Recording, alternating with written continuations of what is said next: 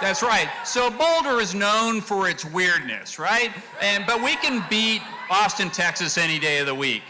But I had to pick out 3 kind of really quirky, maybe even stupid things about Boulder to talk to you and share. I've been here 20 years, and I had a lot to choose from. So the fact that maybe we've all had at least one Subaru in our lives, and we have more bicycles in our garage than maybe pairs of underwear, and now to add to that, stupid mustaches. So to figure out why we're so weird, we have to go back to Maslow's hierarchy. Remember in, yeah, you remember high school. So you have to move up based upon your needs. And where's Boulder on this? Well, Boulder's kind of floating kind of above and way to the left of the whole thing. This is where hot yoga and stand-up paddleboarding and personal trainers live, right? So my first quirky, funny thing is uber athleticism. You know, you ask someone what they did, it says, oh, I biked up to Ward, then I skied down Mount Toll, did 6 Sanitas loops, and I'm here. Oh, great. This making me feel inferior and inadequate. I'm a pretty decent athlete, and I get passed going up to Jamestown by skate skiers. I get passed on the bike path by an octogenarian and a tricycle. Kind of makes me mad. And then you guys are always training for something. And believe me, we really want to hear for 2 hours about your training at dinner. That's really fun for us. One guy was training for a 24-hour race. The only time that you should be running for 24 hours if you're being chased over the mountains from Austria to Switzerland by the Nazis. That's the only time that should happen. All right, my next kind of quirky, stupid thing about Boulder, of course, has to be food. The way we eat, what we eat. We've got more farm-to-table restaurants and, you know, all kinds of stuff, but we can make any kind of eating as difficult as possible. You take something as simple as street food from third world countries and you upscale it, and again, and pretty soon you have food trucks that are catering at all of our wedding receptions, and this just isn't quite right.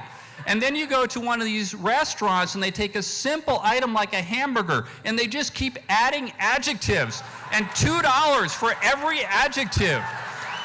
Hormone-free Angus burger, gluten-free rosemary artisan roll. Yes, I said gluten. How many of you know someone who's gluten intolerant by choice? All right. How many of you are getting intolerant of people who are gluten intolerant by choice? Yeah, I thought that was getting a little weird. And now I hear people are on a paleo diet. Why would you mimic a diet when people had a life expectancy of 23 years old?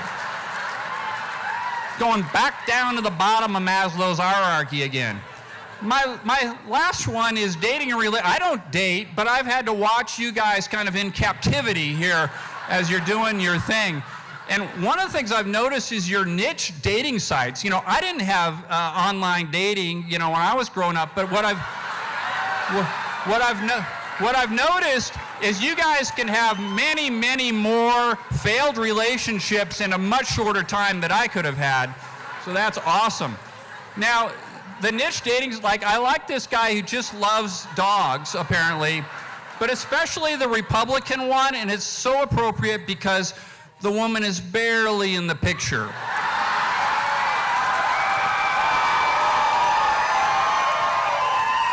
All right. So you know this one. You all date each other. You dated like 50 people in this place. Why else would a kickball game be interesting? And I was walking down the street just last week, and I saw a bunch of people dressed as Santa Claus. Yeah, this must be a formal mating ritual called Santa Con. Santa Con. This is just creepy. Totally creepy. But in one picture, put all dating in Boulder together is this picture.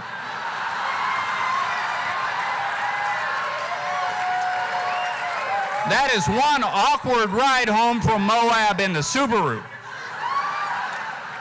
Damn. So why do we live in this quirky, stupid place? Because we have the most interesting people, the most amazing environment, and where else are you going to live in the world? Thank you. Good night.